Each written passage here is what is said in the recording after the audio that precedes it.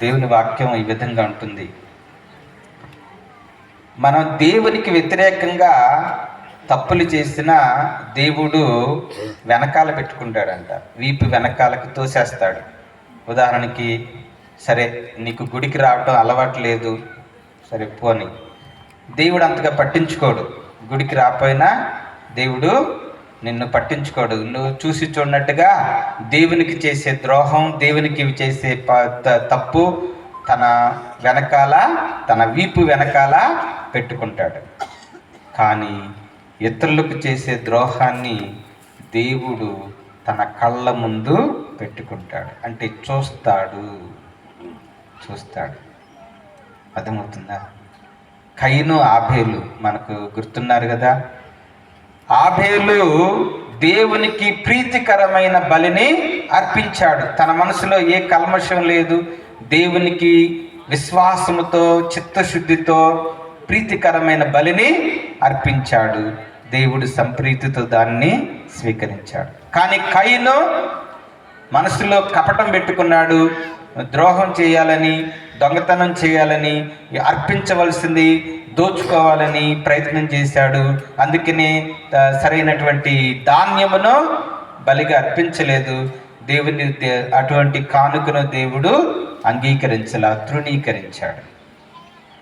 చివరికి కయీను ఏం చేశాడు? అసూయ కొద్దీ కోపముతో తమ్ముణ్ణి చంపివేశాడు. చివరికి ఏం జరిగింది? దేవుడు అది గుర్తు చేసుకున్నాడు, అది జ్ఞాపకం చేసుకున్నాడు. అందుకని కయీనును శపించాడు. Praise the lord, praise the lord, praise the lord. ఏమన్నాడు? ఇగో నీ తమ్ముడు ఎక్కడా? నీ తమ్ముడి రక్తము విలపిస్తూ ఉంది. అది అందుకని మనం బైబిల్లో చదువుతాం, ఆయన పీడితుల ఆర్తనాదమును ఆలకించును, బాధితుల ఏడుపును ఆయన ఆలకిస్తాడు. అర్థమవుతుందా నేను చెప్పే మాటలు? మనం ఎప్పుడైతే మన తోటి వారి మీద తిరగబడతామో వారు బాధించబడతారు, వారు ఏడుస్తారు, విలపిస్తారు. ఆదరించు, వితంతువులను మరి ఏదిగా అంటే అక్కరలో ఉన్న వారిని మనం ఆదుకోవాలి. అంటే నిన్ను వలె నీ పొరుగు వారిని ప్రేమించాలి. అది దేవునికి ఇష్టమైన ఆరాధన. ఈరోజు భక్తి కీర్తన ఇదే మనకు తెలియజేస్తుంది. ఈరోజు భక్తి కీర్తన 50వ కీర్తన. ఈరోజు భక్తి కీర్తన 50వ కీర్తన. ఈ 50వ కీర్తనలో నిజమైన ఆరాధనము అని పెద్ద అక్షరాలతో వ్రాయబడి ఉంది. కాబట్టి నిజమైన ఆరాధన ఏంటి? ఈరోజు భక్తి కీర్తన 5వ వచనములో, బలి అర్పణ పూర్వకముగా నాతో నిబంధన చేసుకుని నా పవిత్ర ప్రజలను పోగు చేయడని ఆయన ఆదేశించెను. ఇది కాబట్టి మనందరం ఇక్కడ ప్రోగై దేవునికి బలి అర్పిస్తూ ఉన్నాం, దేవునికి బలి అర్పణ చేస్తూ ఉన్నాం. 14వ వచనం చదువు. మీరు దేవునికి కృతజ్ఞతాస్తుతులనెడు బలిని అర్పింపుడు, మహోన్నతునికి మీరు చేసుకున్న మొక్కుబడులను చెల్లింపుడు. అటు పిమ్మట మీ ఆపదలలో మీరు నాకు మొరపెట్టుడు, నేను మీ ఇక్కట్టులను తొలగించును, మీరు నన్ను కీర్తింపవచ్చును. కానీ దుష్టులతో ప్రభు ఇట్లు పలుకును, మీరు నా ఆజ్ఞలను వదిలివేయనేలా, నా నిబంధనలను గూర్చి మాట్లాడనేలా, మీరు నా శిక్షను అనాధారము చేసి నా కట్టడలను పెడచెవిని పెట్టుచున్నారు కదా. అది కాబట్టి ఇక్కడ దేవుడు అంటున్నాడు కదా, మీరు నా ఆజ్ఞలను మీరుచున్నారు, నా కట్టడలను పెడచెవిన పెడుతున్నారు, నేను ఇచ్చే శిక్షణను మీరు అనాధారము చేస్తున్నారు. ఈ శిక్షణ కాలం, ఈ 40 రోజుల దీక్ష మనకు దేవుడు శిక్షణ ఇస్తున్నాడు. ఒక తరగతి గదిలో పిల్లలు ఏ విధంగా అయితే చదువుకుని ట్రైనింగ్ తీసుకుంటారో, శిక్షణ పొందుతారో, అలాగే 40 రోజులు దేవుడు తన మాటల ద్వారా, తన వాక్యం ద్వారా, తన ఉపదేశం ద్వారా మనకు శిక్షణను ఇస్తూ ఉన్నాడు. శిక్షణ ఏంటి? శిక్షణ మనం ఎలా జీవించాలి, ఎలా నడుచుకోవాలి, ఎలా మాట్లాడాలి, ఇతరులతో మనం ఎలా సంబంధం కలిగి ఉండాలి, ఏ విధంగా మనం దేవాలయానికి రావాలి, ఎటువంటి మనస్తత్వంతో దేవునికి మనం ప్రార్థనలు చేయాలి, కానుకలు అర్పించాలి, బలులు అర్పించాలి, అలాగే మన వ్యక్తిగత జీవితం, కుటుంబ జీవితం, సంఘ జీవితం, సమాజంలో మనం జీవించవలసిన జీవితం, నడవలసినటువంటి నడవడిక, ఇవన్నీ కూడా దేవుడు మనకు ఈ 40 రోజులు శిక్షణ కాలము, శిక్షణ. కానీ మనం మాత్రం అనాధారము చేస్తున్నామని దేవుడు అంటున్నాడు. ఆ తర్వాత 19వ వచనం, మీరు సులువుగా ఇతరులను ఆడిపోసుకుందురు, మీ నాలుక కల్లలాడును, మీరు మీ సోదరులను నిందించుటకు గాని తప్పులెన్నుటకు గాని మీరు సిద్ధంగా ఉన్నారు. చూసారా? మీరిట్టి కార్యములు చేసినను నేను మౌనంగా నుంటిని, కనుక మీరు నేనును మీ వంటి వాడనేనని ఎంచితిరి.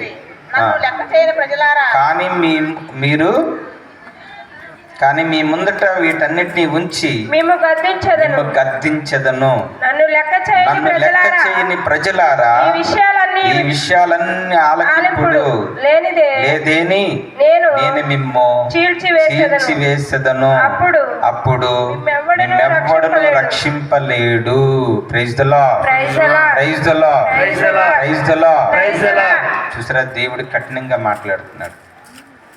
అందుకని చెప్పా, దేవునికి వ్యతిరేకంగా మనం ఏదైనా మాట్లాడినా, గుడికి రాకుండా మానేసినా పర్వాలేదు, దేవుడు నిన్నేమి అండవు. కానీ గుడికి రాకుండా మానేయటమే కాకుండా భార్య పిల్లల మీద కొట్టడం, తిట్టడం, నువ్వేమో భర్త మీద పోట్లాడటం, ఎదురు తిరగటం, ఆ తర్వాత నోటుకొచ్చిందల్లా వాగటం, నోటుకొచ్చిందల్లా ఇతరులను ఆడిపోసుకోవటం, ఇలాంటివి కనుక చేశామో ఏమంటున్నాడు? చీల్చివేస్తాను, మిమ్మల్ని చీల్చివేస్తాను, మిమ్మల్ని ఎవ్వడు కూడా రక్షింపలేడు, ఎవ్వడు కూడా రక్షింపలేడు. కాబట్టి ప్రియమైనది, మనం ఇప్పుడు కూడా ఇతరులకు ద్రోహము చేయకూడదు. ఏ విధంగా కూడా మనం ఆలోచన పరంగా కానీ, మాటల పరంగా కానీ, నీకు నచ్చపోతే నచ్చనట్టుగా ఉండు, మాట్లాడటం ఇష్టపోతే లేకపోతే మాట్లాడకుండా ఉండు. కానీ మనసులో ద్వేషం పెట్టుకుని మాట్లాడటం అలాంటివి చేయకూడదు. సాధ్యమైనంత వరకు మనం సమాధాన పడాలి. మాట్లాడటం ఇష్టం లేదని మళ్ళీ పూర్తిగా మాట్లాడటం మానేయకూడదు. సమాధాన పడాలి, తగ్గింపుతనము ఉండాలి. అందుకే యేసుప్రభువు అన్నాడు, నీ శత్రువులను ప్రేమింపు, నిన్ను ద్వేషించే వారి కోసం ప్రార్థన చేయి, నిన్ను శపించే వారిని దీవించు. పరలోకమందున్న మీ తండ్రి మంచివారికి చెడ్డవారికి సూర్యుని ఒకే విధంగా ప్రకాశింపజేస్తున్నాడు, అలాగే వర్షాన్ని ఒకే విధంగా వర్షింపజేస్తున్నాడు. కనుక పరలోకమందున్న మీ తండ్రి మంచి మనసు గలవాడు, పవిత్రుడు, కనుక మీరును పవిత్రులు కండి. ప్రియమైన దేవుని బిడ్డలారా, ఆ విధంగా మనం జీవించాలి. చివరి మాట 23వ వచనం. ఈరోజు భక్తి కీర్తనలో మనందరము ప్రత్యుత్తరం పలికినటువంటి మాట చదువు. కృతజ్ఞతాస్తుతి అను బలి అర్పించువాడు నన్ను గౌరవించును, నీతి మార్గమును నడుచువానిని నేను రక్షింతును. అది మనందరం కూడా దేవుని సన్నిధికి వచ్చినప్పుడు కృతజ్ఞతాపూర్వకమైన బలిని అర్పించాలి. గొణుక్కోవటం, గొణుక్కోవటం, లేకపోతే స్వార్థంగా ఉండటం. గుళ్ళోకి వచ్చి కూడా పోట్లాడుకునే వాళ్ళు ఉంటారు. గుళ్ళోకి వచ్చిన వాళ్ళు కూడా అసూయతో ఉంటారు ఒకళ్ళ మీద ఒకళ్ళు. అవునా కదా? తగ్గింపు లేదు. అందుకే ఈరోజు యేసుప్రభువు ఏమన్నాడు? బోధకుడని పిలిపించుకోవద్దు, మీకు బోధకుడు ఒక్కడే. ఎవరు ఆ బోధకుడు? ఎవరు? మీకు బోధకుడు ఒక్కడే. ఎవరు ఆ బోధకుడు? అక్కడ ఆల్రెడీ యేసు ప్రభు గురించి ఉంది, పవిత్రాత్మ. మీకు బోధకుడు ఒక్కడే. ఆ బోధకుడు ఎవరు? పవిత్రాత్మ. పవిత్రాత్మ మీకు బోధ చేయును. అది తర్వాత మీకు తండ్రి ఒక్కడే, ఆయన పరలోకమందు ఉన్నాడు. మనందరము సోదరి సోదరులం, ఆయనకు చెందిన బిడ్డలం. అలాగే మీకు గురువు ఒక్కడే. ఆ గురువు ఎవరు? క్రీస్తు ప్రభు సిలువలో తన్ను తాను తగ్గించుకుని మనందరి పాపముల పరిహారం కొరకై బలిగా అర్పించాడు. ఆయనే మీ గురువు, ఆయనే మీ గురువు. మీరందరూ కూడా సోదరి సోదరులు. తను తాను తగ్గించుకున్నవాడు హెచ్చింపబడతాడు, తను తాను హెచ్చించుకున్నవాడు తగ్గింపబడతాడు. కాబట్టి మనందరం కూడా క్రీస్తు ప్రభుని పోలి జీవించాలి, నడుచుకోవాలి. కాబట్టి మన తప్పేం లేదు, మనం తగ్గించుకోవడంలో తప్పేం లేదు. నువ్వు మనశ్శాంతిగా ఉంటావు, ఆరోగ్యంగా ఉంటావు.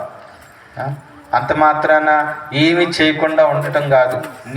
నీ వరకు నీవు దేవాలయానికి ఏదో ఒకటి చేయాలి, సేవ చేయాలి, పని చేయాలి, సహాయం చేయాలి, కానుకలు అర్పించాలి, అందరితో కలిసిమెలిసి జీవించాలి, మంచి మనసుతో ఉండాలి.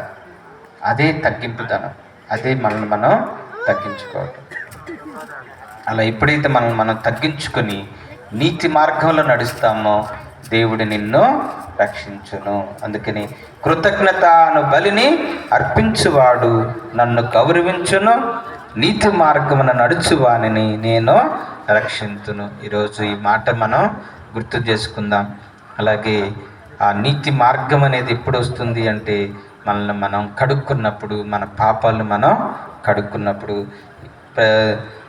51వ కీర్తనలో దావీదు మహారాజు తన పాపములను మన్నించుమని కడుగుమని చెప్పి ప్రార్థన చేస్తూ ఉన్నాడు. చూడండి, అది ఎన్నో వచనం? 7వ వచనం. నీవు చిత్తశుద్ధిని కోరువాడవు, నా మనస్సును నీ జ్ఞానముతో నింపుము. హిస్సోపు కొమ్మతో నన్ను ప్రక్షాళింపుము, నేను శుద్ధుడు నగుదును. నన్ను కడుగుము, నేను మంచు కంటే తెల్లనవుదును. ఈ దివ్య బలి పూజలో ప్రభు మనలను కడుగుతూ ఉన్నాడు. అర్థమైందా?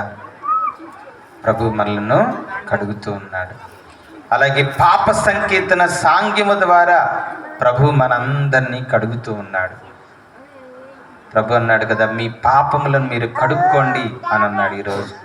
కాబట్టి దివ్య బలి పూజ స్వచ్ఛమైన బలి, దేవునికి, తండ్రి దేవునికి ఎంతో సంప్రీతిని కలిగించిన బలి ఈ శిలువ బలి, ఈ దివ్య బలి పూజ. మనం అర్పించేది కాదు, మనం అన్ని కూడా స్వార్థంగా అర్పిస్తూ ఉంటామేమో, కానీ ఈ దివ్య బలి పూజ శ్రేష్టమైన బలి. ఆ క్రీస్తు ప్రభు మనందరి కొరకు తను తాను తగ్గించుకుని అర్పించిన బలి. ఈ బలిలో ప్రభు మనలను కడుగుతూ ఉన్నాడు తన రక్తముతో. ఆయన హృదయము నుండి స్రవించిన రక్తము నీటితో మనల్ని కడుగుతూ ఉన్నాడు. అలాగే మనల్ని శుద్ధి చేస్తూ ఉన్నాడు. పాప సంగీతం, నిన్న చాలామంది మంచి పాప సంగీతం చేశారు. ఈ సంఘస్థులు చక్కని పాప సంగీతం చేశారు. అలాగా ఆ పాప సంకీర్తన సాంగ్యంలో దేవుడు, ఆ ప్రభు మనలను కడుగుతూ ఉన్నాడు, శుద్ధి చేస్తూ ఉన్నాడు. ఆ తర్వాత అదే కీర్తనలో దావీదు మహారాజు ఈ విధంగా ప్రార్థన చేస్తున్నాడు. 16వ వచనం. నీవు బలుల వలన సంతృష్టి చెందవు, నేను దహన బలిని అర్పించినచో నీవు ప్రీతి చెందవు. దేవా, నేను అర్పించు బలి పశ్చాత్తాపపూరితమైన హృదయమే, విరిగి నలిగినట్టిదియు వినయాన్వితమైన హృదయమును నీవు అనాధారము చేయవు. కాబట్టి ఈ పూజలో మనం కూడా ప్రార్థన చేద్దాం. విరిగి నలిగినట్టిదియు వినయాన్వితమైన హృదయమును దేవునికి మనం బలి అర్పించుదాం. అర్థమైందా? వినయము ఉన్నప్పుడే మనం మన తోటి వారిని ప్రేమించగలుగుతాం. అర్థమైందా? తగ్గింపు ఉన్నప్పుడే, వినయం ఉన్నప్పుడే, విధేయత ఉన్నప్పుడే మనం మన తోటి వారిని మన్నించగలుగుతాం, ప్రేమించగలుగుతాం, వారికి సేవ చేయగలుగుతాం. గర్వం ఉంటే మనం ఎక్కడ కూడా తగ్గం. అర్థమైందా?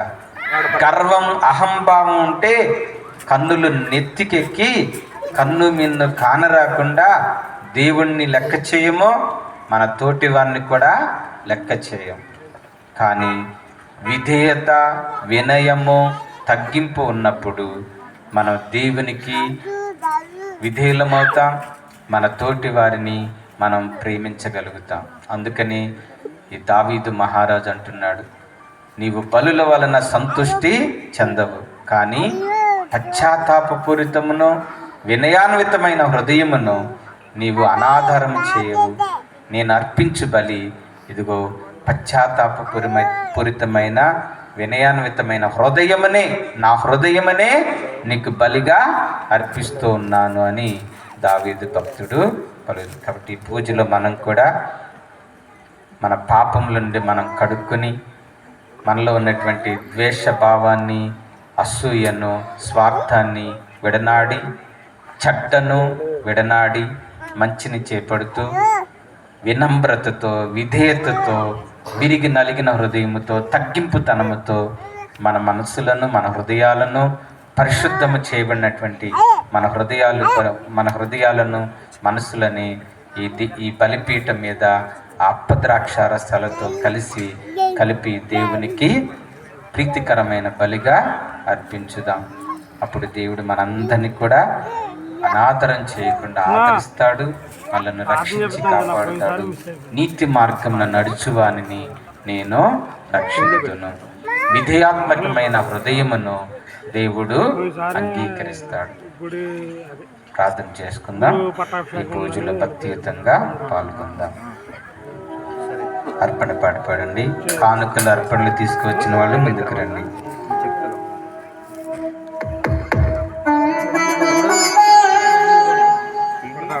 ఏమివ్వగలను యేసయ్యా, ఏమి లేదే ప్రభునాదంటూ. ఏమివ్వగలను యేసయ్యా, ఏమి లేదే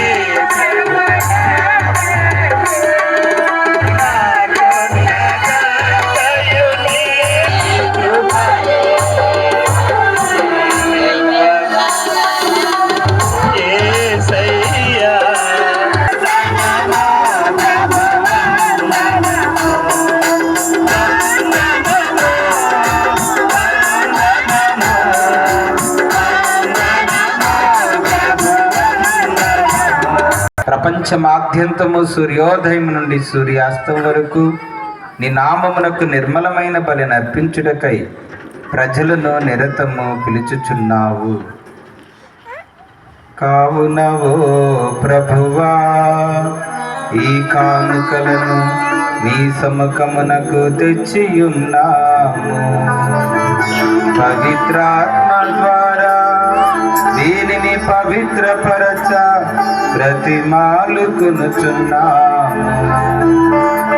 ఈ విధమున ఇవి మా ప్రభువును నీ కుమారుడునైన యేసుక్రీస్తు శరీర రక్తములు అగును కాక. అతని ఆజ్ఞ ప్రకారమే ఈ కృతజ్ఞతార్చనను నెరవేర్చుచున్నాము.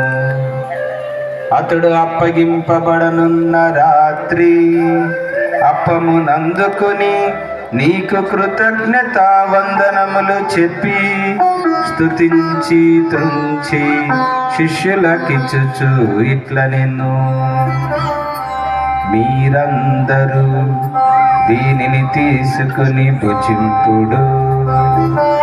ఏలయన ఇది మీ కొరకు అప్పగింపబడనున్న నా శరీరము. పాపములకై సిలువ మ్రానిపై కొట్టబడిన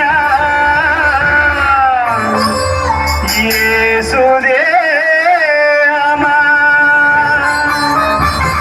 నీకే ఆరాధన నీకే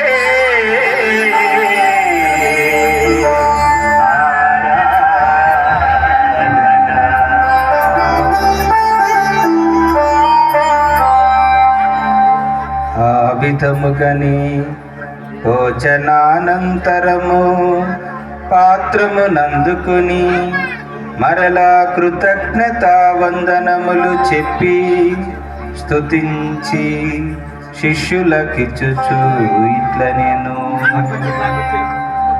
మీరందరూ దీనిని తీసుకుని దీని నుండి పానము చేయుము. ఏలయన ఇది నూతన నిత్య నిబంధన యొక్క నా రక్తపు పాత్రము. ఇది నీ కొరకును అనేకుల కొరకును పాప పరిహారమునకై దారబోయబడును. దీనిని నా జ్ఞాపకార్థము చేయుము. నా పాపములకై సిలువ మ్రానిపై చిందబడిన యేసు రక్తమా మీకే ఆరాధన మీకే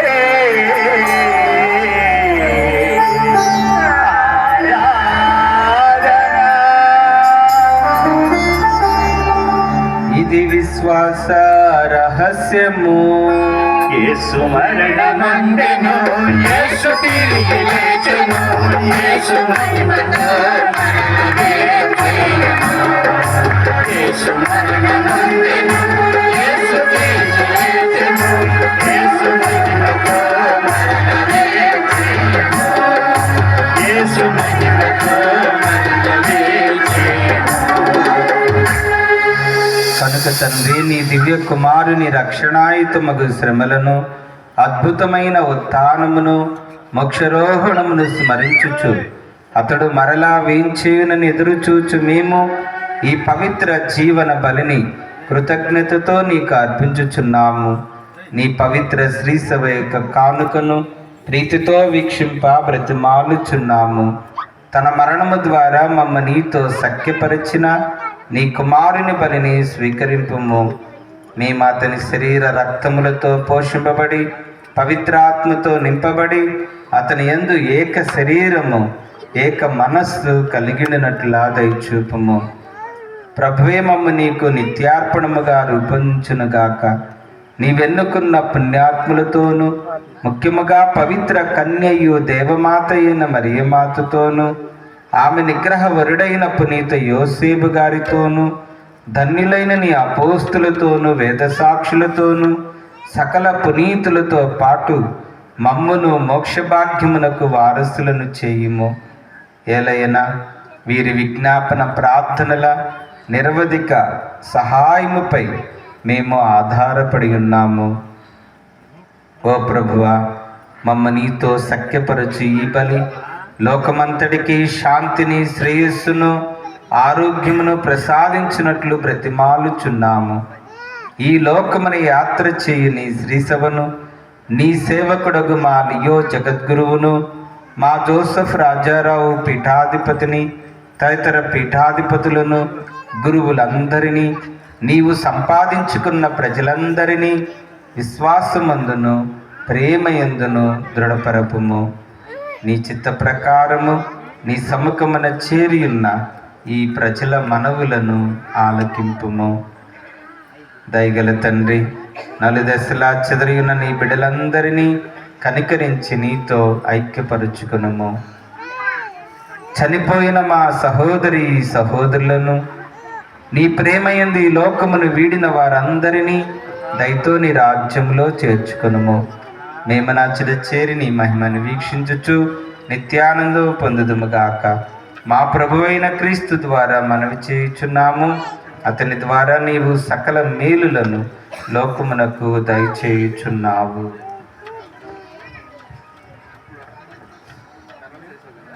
క్రీస్తు ద్వారా, క్రీస్తుతో, క్రీస్తునందు సర్వశక్తి గల పితైన సర్వేశ్వర పవిత్రాత్మతో ఏకమయుండు నీకు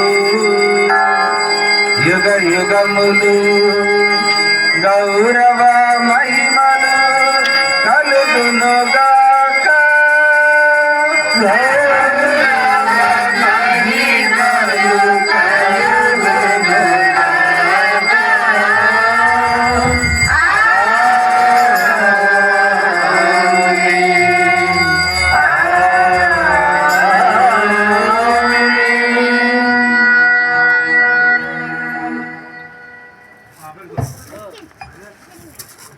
అందరం లేచి నిలబడి మన రక్షకుడు నేర్పించిన పరమోపదేశం అనుసరించి ప్రార్థింప సాహసింతము. పరలోకమందున్న మా తండ్రి, మీ నామము పూజింపబడుగాక, మీ రాజ్యము వచ్చుగాక, మీ చిత్తము పరలోకమందు నెరవేరినట్లు భూలోకమందు నెరవేరునుగాక. నానాటికి కావలసిన మా అన్నము మాకు నేర్చుకోండి. మా అప్పులను మేము మన్నించుచున్నాము. మా అప్పులను మన్నించుము. మా పాపములను శోధనయందు ప్రవేశింపనివ్వక కీడుల నుండి మమ్మల్ని రక్షించండి. ఆమేన్. ప్రభు అన్ని కీడుల నుండి మమ్మ రక్షింపుము. మా ఈ రోజుల్లో మాకు శాంతిని ప్రసాదింపుము. ఆరోగ్యమును దయచేయుము. నీ దయానుగ్రహ విముక్తులను చేసి అన్ని కలతల నుండి సర్వదా కాపాడుము. మే మోక్షానందమును మా రక్షకుడైన యేసుక్రీస్తు ఆగమమును నిరీక్షించుచుందాము.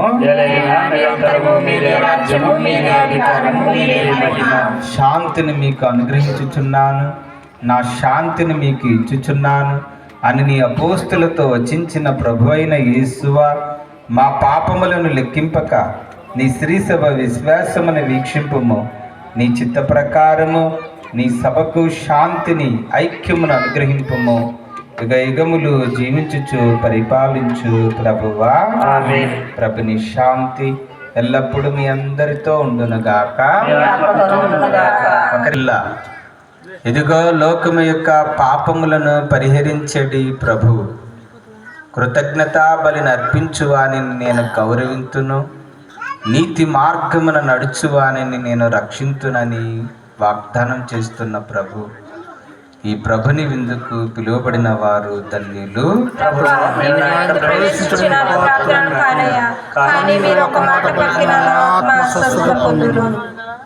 దయచేసి గమనించండి. కథోలిక క్రైస్తవ